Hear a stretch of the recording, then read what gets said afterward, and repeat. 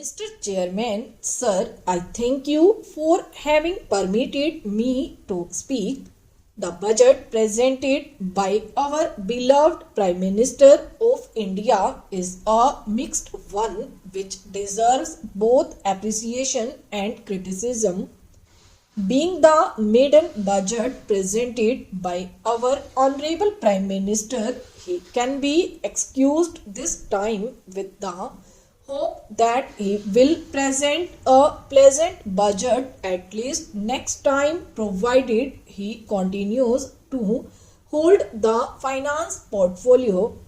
It is worthwhile to take into account the comments made by various people belonging to various sections.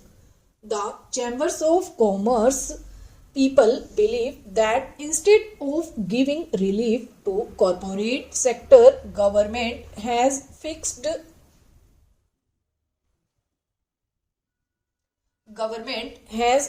30% minimum tax, which will hamper the growth of the corporate sector. This would offset the liberalization on depreciation allowance and would create a serious impact on the share market.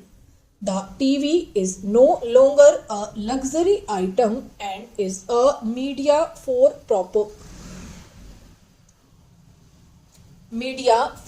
propagating government policies and programs, and it is a media to educate the illiterates who form a major part of the population of our country. Hence, the price rise is unjustified and unimaginable. The salaried people are the honest taxpayers in this country. They all expected a higher ceiling limit for tax eligibility, but no mention has been made. This has totally disappointed them. Of every rupee that accrues to the central exchequer according to 1987 to 88 budget proposals, 4 paise only come through income tax. In this budget, it is worth to praise that housing and education have been given a boost. This will create a motivation among middle class and upper middle class to have their own shelter. It is a legitimate duty of the government to provide such shelter. In that case, our Prime Minister has made a sincere effort in this budget. I welcome this wholeheartedly. In the name of preservation of forest wealth, 35% duty will be levied on plywoods made from prime timber and wood products.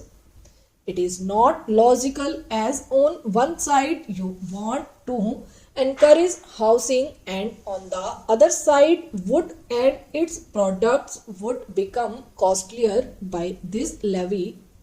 This will cause a further hike in the cost of building construction. I feel this is penny wise, pound foolish, but our Honorable Prime Minister has made a humble plea that he invites suggestions from members and other conservationists. He should therefore revise his opinion on taxing wood products. More allocation to education is a welcoming measure which can turn our illiterate masses into literates and increase our literacy rate so that the people can judge things well and they cast their votes properly without being carried away by the sympathy waves. Excise duty on accreted soft drinks and soda being 20 paise and 15 paise per bottle is unwarranted. Soda is not used for mixing up with hot drinks alone by affluent sections, but also used by the poor and middle class people to quench their thirst. Even the politician, while speaking on the platforms, drinks soda, but he does not pay for that. The organizers of the meeting only pay. So it has become an additional burden for the people of the lower rank of the party who form the rank and file of the organization. Hence, it is unjustified to increase the excise duty on soda and soft drinks. I will appreciate the Honorable Prime Minister if he puts excise duty up to 30 to 40% on hot drinks so that the people can be relieved from the clutches of the devil of drinking habits, and also the exchequer gets more money.